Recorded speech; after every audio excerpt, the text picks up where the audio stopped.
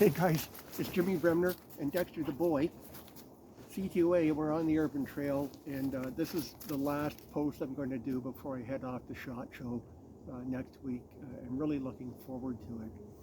Um, the last time I talked about goofy tools and things like that, but you know what? I go on, we all watch YouTube and these videos and people reviewing things, and we do that, right?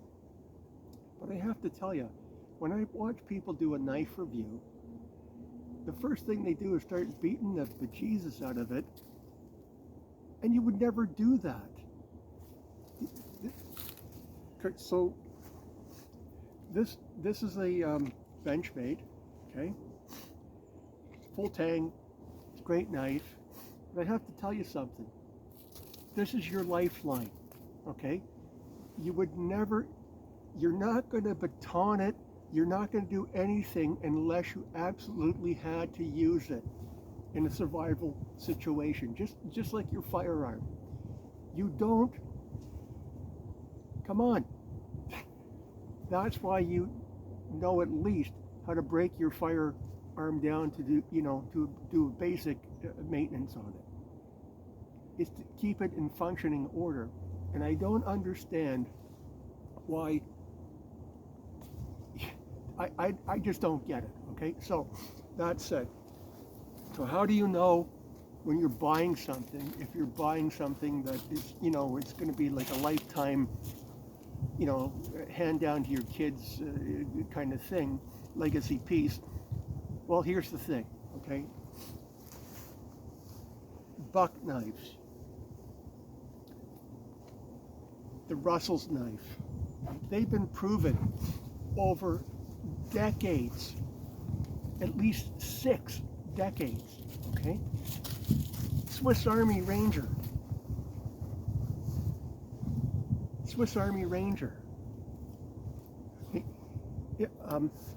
We can take this to your boots. We can take it to anything that you intend to buy. All of these companies have done all the testing that there is. They have robots that open and close knives and walk in boots. They do it all the time. That's how they get to be at the top. So you know what? I have to tell you something. In a survival situation, you will never, ever, ever abuse the tools at hand. You'll just not do it. Because if you lose that tool, if you break that tool, it's not going to be a good situation for you. And I just have to say that, and pretty old now, and I don't understand a lot of things anymore. So that said, let me talk about something that I'm going to miss next week. So, Dexter, the boy, come up here. Obviously, he's a pit bull, okay?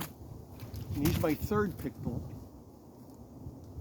I'm going to miss him a lot when I go away next week. And I have to tell you something. Sarge was my first one. He was a rescue. Nova was a rescue, and she was a handful, man.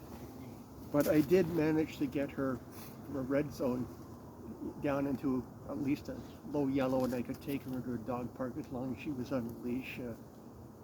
And the pit bulls, I have to tell you something, buddy.